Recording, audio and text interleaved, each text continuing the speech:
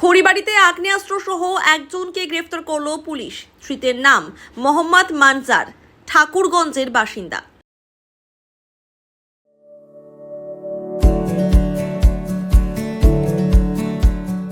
Pampered, not just a hospital, but a mother. New life fertility centre আধুনিক চিকিৎসা ও বিশেষজ্ঞদের সহায়তায় আপনার স্বপ্ন পূরণ করতে প্রস্তুত। নতুন জীবনের স্বপ্ন সত্যি করতে আজই যোগাযোগ করুন।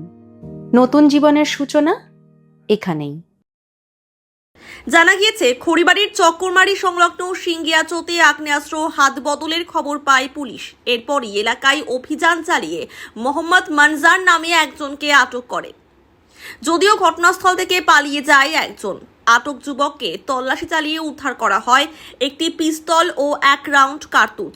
পরে যুবককে গ্রেফতার করে খড়িবাড়ি থানায় নিয়ে আসে পুলিশ। আগামীকাল ধৃতকে শিলিগুড়ি মহকুমা আদালতে তোলা হবে।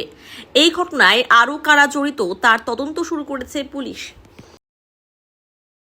जी हमारे पास नहीं था ये, नहीं मालूम सर, झूठ नहीं बोल रहे सर, हमको पता नहीं कैसे आया।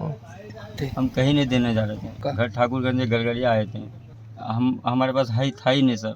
जी नहीं सर, सर हम 2 लड़का आए थे, उसका बहन का 1 मीटर हो गया गलगलिया में। लिखा वो नहीं, 2 मीटर दोनों लड़का थे हम लोग। लिखित आवेदन एगो थाना में दिए। मेरा नाम सद्दाम है, मजहर है, उर्फ सद्दाम। দেখলাম কি এখানে একটা লোককে ধরছিল, শুনলাম বলে বিহারের লোক। তো পুলিশরা দেখলাম না আসে, দেখি সাথে আর অগ্নিস্ত্র ছিল একটা, পিস্তলটা দেখলাম আমি হাতের মধ্যে। আর বলে বিহারের লোক ছিল, ওরা ঠাকুরগঞ্জ এরিয়ার না কি বললো যেন ছেলেটা, এটাই আর শুনলাম। আর পুলিশের কারবাই করে নিয়ে গেল, এটা যেটা সত্যি ওইটাই বললাম।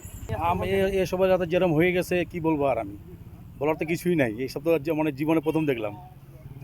আমার তো মনে হচ্ছে মানে কেউ দেওয়ার জন্য নিয়ে আসছে না, কে নিয়ে আসছে।